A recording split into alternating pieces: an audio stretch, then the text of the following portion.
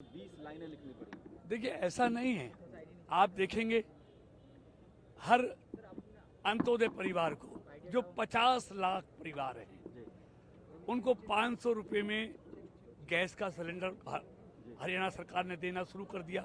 वो वादा कर रहे हैं, हमने देना शुरू कर दिया। इसलिए इस संकल्प में आप देखेंगे, आप महिला का भी, अन्नदाता का भी, युवा का भी और गरीब का भी और उद्योगपति का भी, व्यापारी का भी, सबका ध्यान रखा गया है।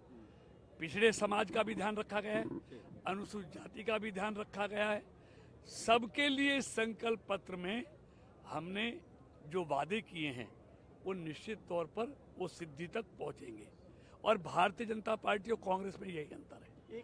भारतीय जनता पार्टी जो कहती है उसको करती है, कांग्रेस कहकर मुकरती है। इसलिए कांग्रेस की घोषणाओं पर ना देश के लोगों को भरोसा है, ना हरियाणा के लोगों को भरोसा है। और वो क्यों नहीं है?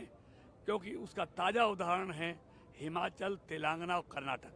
इन्होंने 2022 में हिमाचल में वहाँ की महिलाओं से वादा किया प्रति महीने 1500 रुपये देंगे, 300 यूनिट तक बिजली फ्री देंगे। आज 2 साल हो गए, ना महिला भी को पैसा 1500 रुपये मिल रहा है, ना 300 यूनिट बिजली फ्री मिल रही है। हालत ये हो गई है कि सरकारी कर्मचारियों को देने के लिए पैसा नहीं है। इसलिए कांग्रेस ने, और देने की बात छोड़ो, इन तीनों प्रदेशों में 3 रुपये लीटर पेट्रोल पर और 3 रुपये लीटर डीजल पर, और ऐसे ही पंजाब में महंगा कर दिया गया है। देने की बजाय लोगों की जेबें ढीली कर दी हैं। जहाँ जहाँ इंडिया गठबंधन की सरकारें हैं वहाँ सबसे महंगा डीजल और पेट्रोल मिलता है, और जहाँ जहाँ बीजेपी की सरकारें हैं वहाँ सबसे सस्ता डीजल और पेट्रोल मिलता है। हरियाणा के लाल मेडल लाते हैं सर, खेल को लेकर के कोई रणनीति है? क्योंकि ग्राउंड लेवल पर कहा जा रहा है कि जो खिलाड़ी खेलना चाहते हैं उससे पहले की जो तैयारी है उस पर जरा देखिए, आप देखिए, हरियाणा खेलों की खान है, खिलाड़ियों की खान है। ओलंपिक हो, पैरा ओलंपिक हो, एशियन हो, वर्ल्ड खेल हो, सब में जितने पदक देश के लिए आते हैं आधे से ज़्यादा हरियाणा के खिलाड़ी लाते हैं। हमको हरियाणा के खिलाड़ियों पर गर्व है जिन्होंने पूरी दुनिया में देश की और हरियाणा की प्रतिष्ठा को बढ़ाया है। आज हिंदुस्तान में अगर सबसे अच्छी खेल नीति है तो वो हरियाणा की बीजेपी की सरकार ने बनाई थी, जिसके कारण आज हमारे खिलाड़ी पूरी दुनिया में धूम मचा रहे हैं। महिलाओं को लेकर के आपने 2100 का घोषणा किया है, जबकि कांग्रेस ने 2000 किया है, 100 रुपये बढ़ गया है, लेकिन दोनों की नीति एक ही तरीके से है। देखिए, नीयत का फर्क है। कांग्रेस का जीता जागता उदाहरण है, उन्होंने हिमाचल में घोषणा की थी, कर्नाटक में घोषणा की थी। जाके पूछिए हिमाचल में एक भी बहन को 1500 रुपये नहीं मिल रहे। लेकिन बीजेपी ने जहां भी जो घोषणा की है उसको पूरा किया है। इसलिए कांग्रेस सिर्फ छलावा है, भ्रमित कर रही है, गुमराह कर रही है।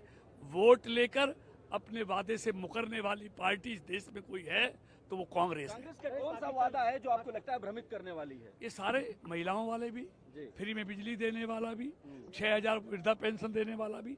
मैं पेंशन की बात करता हूँ, बुढ़ापा पेंशन की। 2004 में कांग्रेस की सरकार आई, बुजुर्गों को 300 रुपये पेंशन मिल रही थी। इन्होंने 10 साल में उसको 1000 किया, 700 रुपये बढ़ाया। और जब बीजेपी की 2014 में सरकार आई तब 1000 मिलती थी, हमने 2000 बढ़ाकर उसको 3000 तिगुना किया। इन्होंने 700 बढ़ाए 10 साल में, हमने 10 साल में 2000 बढ़ाए। तो ये इनकी कथनी करनी है। अब इनको सीनियर सिटीजन भी याद आ रहे हैं, किसान भी याद आ रहा है, महिला भी याद आ रहा है। लेकिन जब सत्ता में थे इनको कोई याद नहीं आया। इसलिए कहते हैं जब रंज दिया बुतों ने तो खुदा याद आया। तो इसलिए ये धोखा दे रहे हैं। एमएसपी को लेकर के क्या कहें? देखिए, जब कांग्रेस की सरकार थी 4 फसलों को एमएसपी पर खरीदती थी। आज नायब सैनी की बीजेपी की सरकार है, आज 24 फसलों को एमएसपी पर खरीदती है। हमने एमएसपी के रेट भी बढ़ाए हैं, एमएसपी पर उनसे ज़्यादा खरीद भी की है। वो 4 फसलें खरीदते थे, हमने 24 फसलें खरीदी हैं। उन्होंने किसानों के खराबे का 10 साल में 1100 करोड़ मुआवजा दिया, हमने 10 साल में 13,000 करोड़ रुपया किसान की फसल का खराबे का दिया।